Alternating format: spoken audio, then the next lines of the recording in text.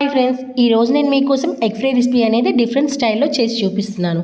ఈ రెసిపీ కోసం మనకు కావాల్సినవి ఎగ్స్ని తీసుకొని ఫస్ట్ మనం బాయిల్ చేయాలి. ఇవి ఇలా బాయిల్ అవుతూ ఉంటాయి కదా, ఈ లోపు మనం ఆనియన్ పేస్ట్ అనేది ప్రిపేర్ చేసుకోవాలి. ఈ ఆనియన్ పేస్ట్ కోసం మనకు కావాల్సినవి 3 ఉల్లిపాయలు, చిన్న అల్లం ముక్క, అలాగే 4 వెల్లుల్లి రెబ్బలు వేసుకొని మనం మిక్సీ చేయాలి. ఈ మిక్సీ చేసిన తర్వాత కూడా ఈ పేస్ట్ని ఒక పక్కన పెట్టుకోండి. ఈ లోపు ఎగ్స్ అనేవి బాయిల్ అయిపోతాయి. ఈ బాయిల్డ్ అయిపోయిన ఎగ్స్ని మనం ఈ విధంగా కట్ చేయాలి. ఈ విధంగా కట్ చేస్తే మనకి రెసిపీ అనేది చాలా టేస్టీగా వస్తుంది. ఇంట్లో చిన్నపిల్లలు ఉంటారు చూడండి, వాళ్ళకైతే ఇలాంటి రెసిపీస్ చాలా ఇష్టంగా తింటారు. ఎందుకంటే పిల్లలకి మనం మార్నింగ్ పూట బాయిల్డ్ ఎగ్స్ ఇస్తూ ఉంటాం కదా, ఆ విధంగా కాకుండా పిల్లలకి ఇలా రెసిపీస్ చేసి ఇస్తూ ఉంటే వాళ్ళు కూడా ఇష్టంగా తింటూ ఉంటారు. వాళ్ళు తింటే మనకు అదే చాలు కదా. ఒకసారి మీరు కూడా పిల్లలు ఉంటే మీరు కూడా ఒకసారి ట్రై చేసి చూడండి. ఇంట్లో చిన్నపిల్లలు ఉండేవాళ్ళు ఉంటారు కదా. ఈ విధంగా కట్ చేసి ఇలా ఒక ప్లేట్లో పెట్టుకోండి. ఆ ముక్కలన్నిటిని పెట్టుకున్న తర్వాత మళ్ళీ స్టవ్ ఆన్ చేసి మనం కడాయి తీసుకొని స్టవ్ మీద పెట్టుకొని 4 టేబుల్ స్పూన్స్ ఆఫ్ ఆయిల్ అందులో యాడ్ చేయాలి. యాడ్ చేసిన తర్వాత మనం ఇందాక మిక్సీ చేయించుకొని ఉంచుకున్నాం కదా పేస్ట్ని, ఆ పేస్ట్ని కొంచెం అందులో వేయాలి.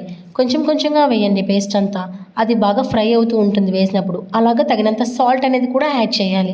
సాల్ట్ యాడ్ చేసిన తర్వాత మీరు కారం కానీ ఎక్కువగా తినేవాళ్ళైతే ఒక 2 చెంచాల కారం వేసుకోండి. తక్కువ తినేవాళ్ళైతే 1 చెంచా కారం అయితే చాలు.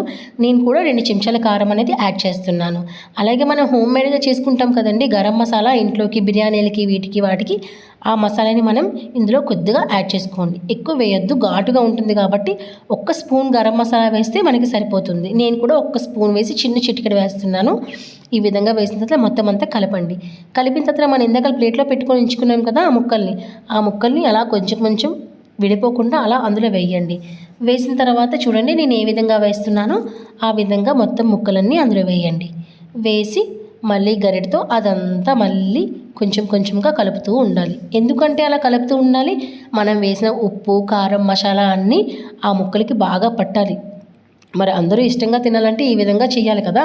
ఈ విధంగా అంతా కలిపిన తర్వాత ఒక 10 to 15 మినిట్స్ బాగా డీప్ ఫ్రై చేయాలి. చాలా అంటే చాలా డీప్ ఫ్రై అయితేనే దాని యొక్క కారం, ఉప్పు, మసాలా అనేవి దానికి బాగా పడతాయి.